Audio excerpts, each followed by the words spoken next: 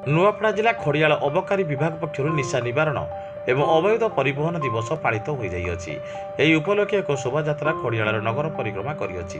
विभाग पक्षर ग्राम ग्राम बुली जनसाधारण को सचेतन करिसेंति। निशा द्वारा परिवार संपर्क में तिक्तता आसिथिबा बेले आर्थिक मानदंड में सीधासलख प्रभाव पकाइଥାଏ। सेहिपरि परिवार कलह सांगक महिला हिंसा देखा जाइଥାଏ।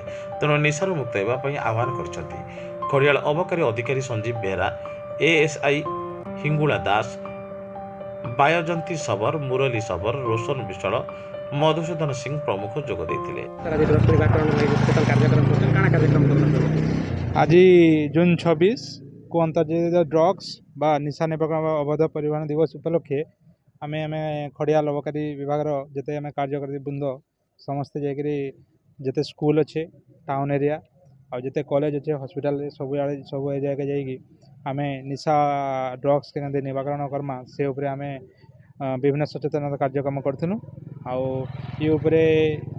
खड़ियाल सचेतनता कार्यक्रम कर सारा फिर आम कमना ब्लॉक से सचेतन करवा प्रोग्राम अच्छे माने वार्ता दमु कि आगे के ड्रग्स माने जेन कुपरिणाम जेन अच्छे से उपरे लोक आम सचेतनता दौचु कि ड्रग्स सेवनटा माने ड्रग्स नाई खान बोली आम वार्ता दौचु।